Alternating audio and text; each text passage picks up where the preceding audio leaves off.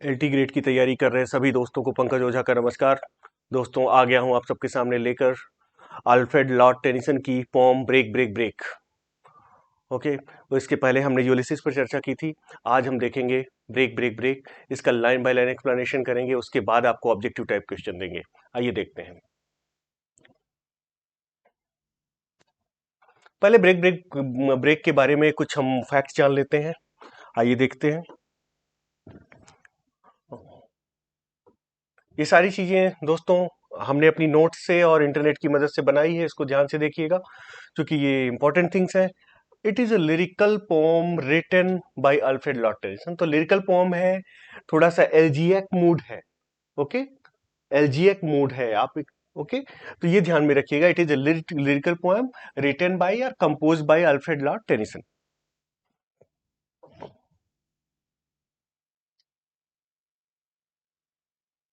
It was written over the death of his close friend Arthur Henry Hallam, who is died in 1833. तो यहां पर कुछ समझाने की आवश्यकता है नहीं। It is written over the death of, किसकी मृत्यु पर लिखी गई है? आर्थर हेनरी हालम की डेथ पे लिखी गई है। उसकी डेथ ब्रेन हेमरेज से हो गई थी जब वो कहीं ट्रेवल करने के लिए जा रहे थे। तो उस उनकी दुख से इनके ऊपर बहुत प्रभाव पड़ा। 1833 में उसकी डेथ हुई थी आर्थर हेनरी हालम की, और ये बहुत शोक संतप्त हो गए थे, बहुत दुखी हुए थे, और उनकी मृत्यु पर ही इन्होंने ये लिखा था। इसके बाद आते हैं दोस्तों, इट वॉज कंपोज्ड इन 1834। कब लिखी गई? 1833 हालम डाइड, आर्थर हेनरी हालम की डेथ हुई 1834 में। 1 year later after the death of his bosom friend, bosom friend जो बहुत ही खास दोस्त होता है उसके लिए यूज किया जाता है, Arthur Henry Hallam. And was published in 1842। कब पब्लिश हुई? 1842 में। Composition date, publication date, it was composed in 1834, ध्यान में रखिएगा 1834, एंड पब्लिश्ड इन 1842। ये dates, and the Arthur Henry Hallam died in 1833, ये डेट्स याद रखिएगा।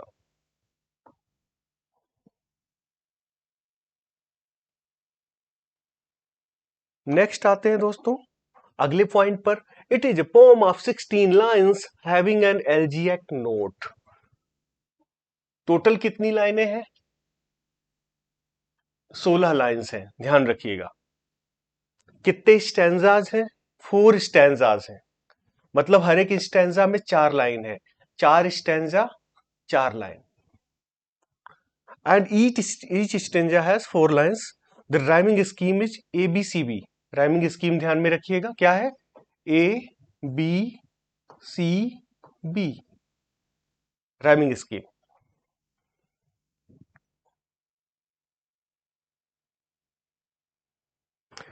नेक्स्ट आते हैं दोस्तों, देखते हैं। It is A sad song over the death of his friend. Sad song है इनकी मृत्यु, इनके दोस्त की मृत्यु पर। The poet expresses his deep sorrow on the sudden death of his friend. एक बहुत ही गहरा दुख व्यक्त करते हैं अपने दोस्त की मृत्यु पर। और आगे देखते हैं दोस्तों। The scene of the poem is Clevedon Church. अब इसमें जो सीन की चर्चा की गई है, जो कल्पना करते हैं जिस सीन की, उसकी बात यहां की जा रही है। यहां पर ध्यान से सुनिएगा दोस्तों, कंफ्यूज मत होइएगा। The scene of the poem is Clevedon Church. जो कल्पना करते हैं इस पोम में, वो क्लेवडन चर्च की कल्पना करते हैं। और ये कहां पर स्थित है? सिचुएटेड इन अ लोनली हिल। एक लोनली हिल पर सिचुएटेड है, एक पहाड़ी पर, एकांत पहाड़ी पर सिचुएटेड है क्लेवडन चर्च। उसकी कल्पना कर रहे हैं Tennyson. Overlooking the Bristol channel. और ये पोम लिखते समय क्या कल्पना कर रहे हैं? मानो ये एक पहाड़ी पर बैठे हों चर्च के नजदीक, और ओवरलुकिंग, एक दोस्तों ओवरलुक का अर्थ होता है किसी को नजरअंदाज करना, लेकिन वहां यहां पर वो अर्थ नहीं है। यहां पर है किसी भी चीज को बहुत ऊंचाई से देखना नीचे की तरफ। तो ओवरलुकिंग द ब्रिस्टल चैनल, ऐसी कल्पना कर रहे हैं टेनिसन की मानो वो एक लोनली हिल पर बैठे हुए हों और ब्रिस्टल चैनल को देख रहे हों, जो ब्रिस्टल बंदरगाह है समुद्र का, उसे देख रहे हों। ऐसी कल्पना कर रहे हैं कि एक पहाड़ी पर बैठ के ब्रिस्टल बंदरगाह को, जो ब्रिस्टल चैनल है, उसे देख रहे हैं। In this church is buried Arthur Hallam. इस चर्च में, कौन से चर्च में? क्लेवडन चर्च में कौन बरीड है, कौन दफन किया गया है, कौन दफनाया गया है? इनका दोस्त आर्थर हालम। तो ये कल्पना कर रहे हैं, इसका ये कतई मतलब नहीं कि वहां पर बैठ के इन्होंने पोम लिखी है। उस पोम में ये सीन है, इस चीज की कल्पना कर रहे हैं, लेकिन इसका ये मतलब नहीं है कि वहां पर बैठ के, पहाड़ी पर बैठ के नीचे ब्रिस्टल चैनल को देखते हुए इन्होंने कविता लिखी है। ये मतलब मत निकालिएगा। नीचे आते हैं। However, this elegiac lyric was actually composed by the poet walking at, अब देखिए कहां पर लिखी गई ये बताया गया है। उसमें, उस पोम में कल्पना क्या कर रहे हैं वो बात अलग है। However, this elegiac lyric was actually composed by the poet walking at night in the lanes near Summersby। रात्रि में वॉक कर रहे थे, टहल रहे थे, कहां पर? सड़क पर, समर्स बाय के नजदीक। ये जगह का नाम है, इसके नजदीक। Though in the poem he imagines himself sitting on the grave of his friend. कविता में ये कल्पना जरूर करते हैं कि अपने दोस्त की ग्रेव पर, उसकी कब्र पर बैठे हुए हैं, कब्र के पास, and surveying the scene around, और आसपास की सीन का सर्वे कर रहे हैं, देख रहे हैं। लेकिन रियल में इन्होंने यहां पर टहलते हुए इन्होंने इसे कंपोज किया था। Compose by the poet walking at night in the lanes near Somersby. ये ध्यान में रखना है आपको। नेक्स्ट आते हैं दोस्तों, अगला पॉइंट क्या है? The poet is standing on the sea shore. The poet है, कहां पर खड़ा हुआ है? समुद्र के किनारे पर। He is seeing the rising and falling waves of the sea. वो क्या देख रहा है? जो सीन है उसकी बात की जा रही है, वो देख रहा है। यहां पर कविता में जो कवि कवि ने कल्पना की है उसकी बात की जा रही, वो देख रहा है समुद्र की लहरें जो ऊपर को उठ रही हैं, चट्टान से टकरा रही हैं, फिर नीचे गिर रही हैं। उसी को कहा गया है rising and falling waves of the sea.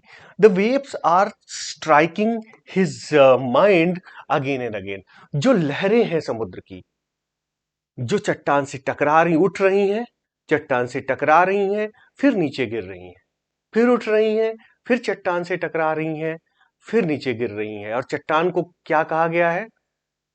Cold grey stone. तो पूछ सकता है कि शुरुआती लाइनों में चट्टान को क्या कहा गया है? Cold grey stone.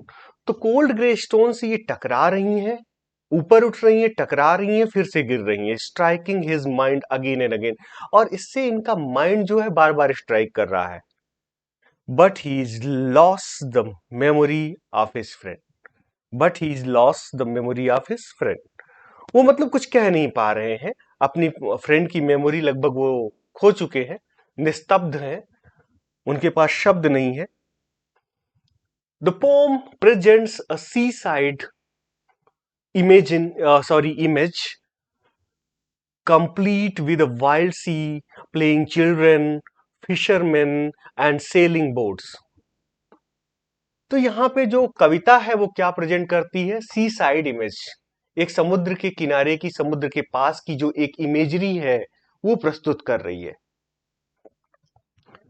Complete with a wild सी, यहां पर वाइल्ड सी को दिखाया गया है। प्लेइंग चिल्ड्रन, समुद्र के किनारे खेलते हुए बच्चों को। फिशरमैन को दिखाया गया है, मछुआरों को। एंड सेलिंग बोट्स को, जो वहां पे बोट्स आती जाती हैं। But Tennyson manipulates these elements to reveal a poem about death and loss. Tennyson इस सारी पोम को अपने हिसाब से मैनिपुलेट करते हैं, अपने हिसाब से चलाते हैं, अपने जो दोस्त की मृत्यु के हिसाब से ढालते हैं। नेक्स्ट आते हैं दोस्तों, he has drawn a picture of permanent and lasting images in contrast with temporariness of human life. अब देखिए यहां पर एक इन्होंने पिक्चर ड्रॉ की है जो परमानेंट एंड लास्टिंग इमेज है, जो एक परमानेंट इमेज है एक तरफ, in contrast with temporariness of human life, की ह्यूमन लाइफ किस तरह टेम्पररी है, किस तरह कुछ चीजें परमानेंट है।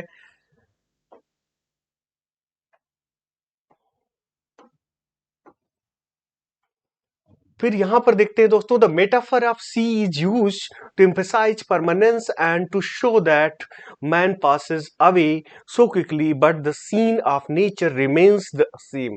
अब यहाँ पे जो सी आया है वो ये दिखाता है कि भाई समुद्र में अपनी गतिविधियां हो रही हैं, लेकिन बाकी जो ह्यूमन नेचर है या ह्यूमन लाइफ है बहुत ही ट्रांजिएंट है, बहुत टेम्पररी है।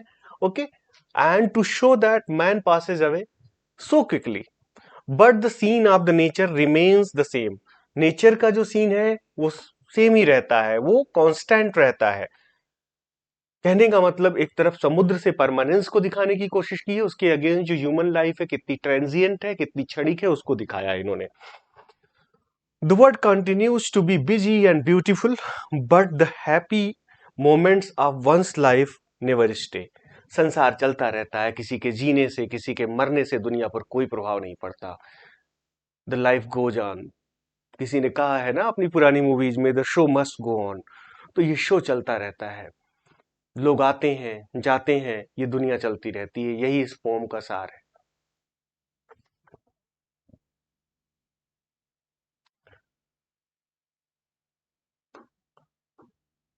द यूज ऑफ, देखिए दोस्तों, जब नाउन की तरह यूएसई का यूज होता है तो इसे यूज नहीं बोलते, इसको तब यूज बोलते हैं, ध्यान रखिएगा। जब वर्ब की तरह यूज होगा तब ये यूज बोला जाएगा, यूज। तो कई बार कंफ्यूज मत होइएगा कि सर गलत प्रोनाउंसिएट कर रहे हैं, बहुत लोग कंफ्यूज होते हैं।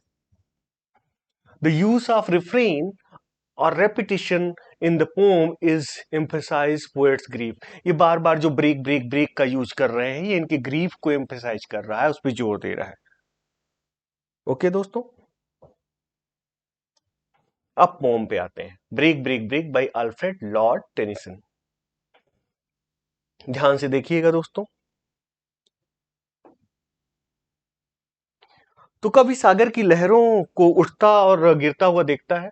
ब्रेक ब्रेक ब्रेक, यहां पर क्या है, ब्रेक ब्रेक ब्रेक से मतलब जो लहरें हैं, जो समुद्र की लहरें हैं वो उठ रही हैं, चट्टानों से टकरा रही हैं, फिर गिर रही हैं, फिर उठ रही हैं, फिर टकरा रही हैं, फिर गिर रही हैं।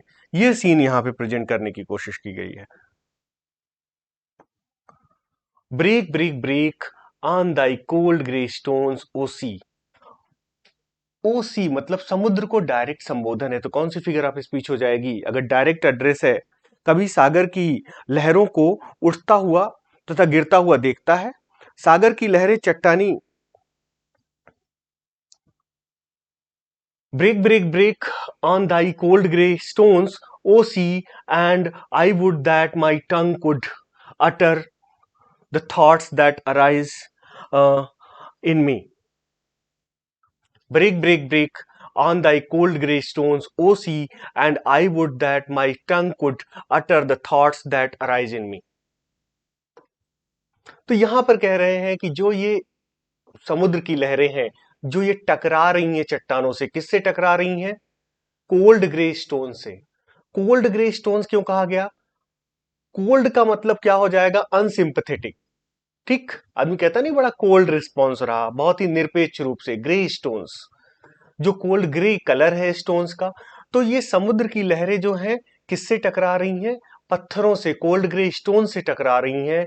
ओ सी, यहां पर डायरेक्ट एड्रेस है तो अपस्ट्रफी हो जाएगा, और यहां पर एपस्ट्रफी होता है दोस्तों, जहां पर भी एपस्ट्रफी होगा वहां पर मैं आपको बता दूं वहां पर्सोनिफिकेशन भी होता है, ये ध्यान रखिए, क्योंकि पर्सोनिफिकेशन का ही एक प्रकार है एपस्ट्रफी, ध्यान में रखिएगा। डायरेक्ट एड्रेस जहां होता है तो यहां पर डायरेक्ट एड्रेस है, आप देख पा रहे हैं डायरेक्ट एड्रेस। तो break break break on thy cold grey stones O sea, समुद्र की लहरों को संबोधित कर रहे हैं, डायरेक्ट समुद्र को संबोधित कर रहे हैं, लेकिन रियल में समुद्र की लहरों को संबोधित कर रहे हैं। ठीक है, ध्यान में रखिएगा। तो डायरेक्ट एड्रेस हुआ तो क्या हो गया? एपस्ट्रफी फिगर ऑफ स्पीच हो गई। क्या कह रहे हैं लहरों से? कि तुम टकराओ, जो स्टोन्स पे हैं वो टकराओ, break break break on thy cold grey stones. जो समुद्र की लहरें हैं उनको एक तरह से टेनिसन टकराते हुए देख रहे हैं। कहां पर? कोल्ड ग्रे स्टोन्स पे, जो समुद्र के किनारे पत्थर है। And would that my tongue could utter. And would that का मतलब काश। वुड दैट, वुड दैट का मतलब जिसे हम कहते हैं काश ये होता, काश मैं राजा होता, काश मैं प्रधानमंत्री होता, मतलब जो हम कहते हैं काश। तो would that my tongue could utter the thoughts that arise in me, कि काश जो मेरी टंग है, जो मेरी जिह्वा है, अटर कर पाती, अटर मतलब बोल पाती, the thoughts that arise in me, जो विचार मेरे मन में आ रहे हैं। कि समुद्र की लहरें हैं, वो टकरा रही हैं चट्टानों से, और फिर कह रहे हैं कि ब्रेक ब्रेक ब्रेक, मतलब समुद्र की लहरें जो है आती हैं, टकराती हैं, टूट जाती हैं, पानी में तब्दील हो जाती हैं। कहते हैं कि एक समुद्र एक तरह से आवाज करता हुआ प्रतीत होता है। लेकिन टेनिसन क्या कहते हैं कि काश मैं भी जो मेरे मन में विचार चल रहे हैं उनको एक्सप्रेस कर पाता। Would that my tongue could utter the thoughts that arise in me, काश मैं अपने मन में उठ रहे विचारों को व्यक्त कर पाता, ये कह रहे हैं। अब आगे देखते हैं दोस्तों। Oh, well for the fisherman's boy that he shouts with his sister at play. Oh, well for the sailor's lad that he sings in his boat on the bay. Oh, well for the fisherman's boy. कि जो fisherman boy है, जो मछुआरे का लड़का है, okay, that he shouts with his sister at play, वो खेलते हुए अपनी बहन की तरफ चिल्ला रहा है। O well for the sailor's lad, जो एक सेलर का, नाविक का लड़का है, that he sings in his boat on the bay, वो बे पर, जो खाड़ी पर खड़ी हुई बोट के पास वो गा रहा है। कहने का मतलब everybody is happy, everybody is doing his work, everybody, संसार अपनी गति से चल रहा है। चाहे वो मछुआरे का लड़का हो, अपनी बहन के साथ खेल रहा है, चाहे वो आपका, ये देखिए यहां पर सेलर का लड़का हो, जो वो that he sings in his boat on the bay, वो खाड़ी पर अपनी बोट के पास वो गाना गा रहा है। कहने का मतलब जीवन में कई तरह की विरोधाभासी गतिविधियां चलती रहती हैं। जीवन एक ही समय पर किसी के लिए दुख है, किसी के लिए सुख है, किसी के लिए उम्मीद है, किसी के लिए फ्रस्ट्रेशन है, किसी के लिए सफलता है, किसी के लिए उसी समय पर असफलता है। यही टेनिसन कहना चाह रहे हैं, इस पोम का भाव ही यही है। टेनिसन के मन में दुख व्याप्त है, समुद्र की लहरें अपनी गति से टकरा रही हैं, ब्रेक और चट्टानों से टकरा के ब्रेक हो रही हैं। फिशरमैन का बॉय है, he is in playful mood, और जो सेलर्स बॉय है, he is also singing a song.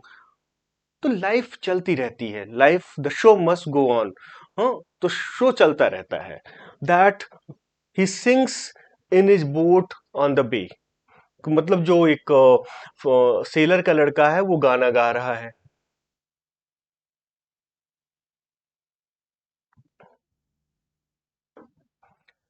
And the stately ships go on, और जो स्टेटली शिप्स हैं, जो एक शिप्स है, जो मतलब एक सरकारी जहाज है, या एक जो स्टेटली का मतलब एक जो बहुत ही वंडरफुल शिप्स हैं, जो जहाजें हैं वो अपने तय रास्ते पे जा रही हैं।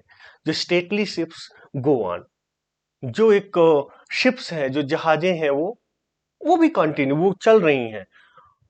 To their haven under the hill, to their haven under the, haven मतलब यहां पर स्वर्ग वाला ये हेवन नहीं है, ध्यान दीजिएगा।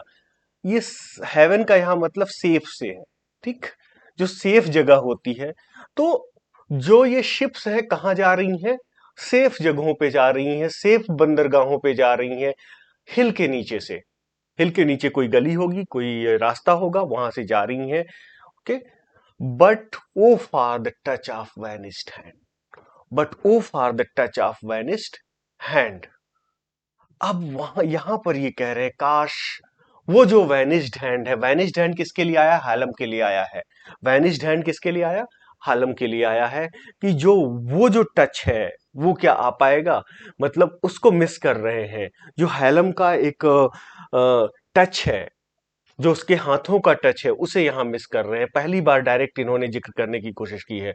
But O for the touch of a vanished hand, यहां पर हैलम का जिक्र कर रहे हैं, उसके हाथों के स्पर्श को मिस कर रहे हैं। And the sound of a voice that is still, उसकी आवाज को मिस करते हुए कह रहे हैं कि वो जो उस आवाज, क्या वो आवाज, काश वो आवाज हमें मिल पाती जो कि अब शांत हो गई है, या उस आवाज को मिस कर रहे हैं। हैलम, आर्थर हेनरी हैलम की आवाज की चर्चा कर रहे हैं और उसे मिस कर रहे हैं यहां पर। O for the touch of vanished hand का मतलब उसके हाथों के स्पर्श को मिस करते हुए कह रहे हैं। आगे देखते हैं दोस्तों। ब्रेक ब्रेक ब्रेक, फिर कहते हैं कि समुद्र की लहरों को चट्टानों से टकराते हुए देखते हैं।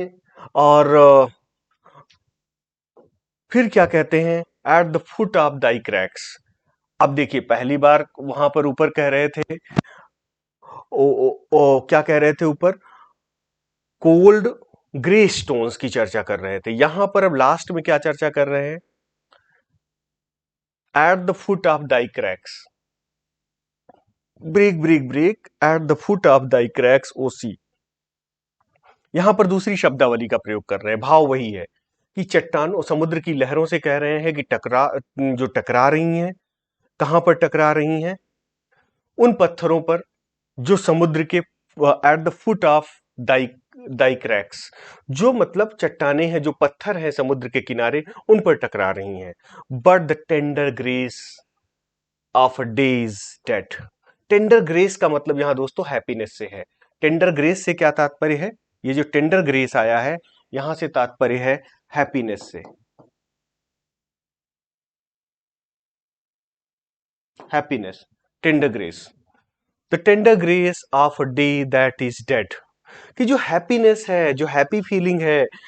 Tennyson used to be very happy with his bosom friend Arthur Henry Hallam, but Arthur Arthur Henry Hallam is no more. और ही ये बहुत ज्यादा यहाँ पर उनको याद कर रहे हैं, कह रहे हैं जो मेरी हैप्पीनेस है, the tender grace of a day is dead, कि जो हैप्पीनेस का जो सोर्स था, कौन था हैप्पीनेस का सोर्स, हालम को कह रहे हैं वो डेड हो चुका है, वो नहीं है अब, will never come back to me, और वो मेरे पास कभी नहीं आएगा।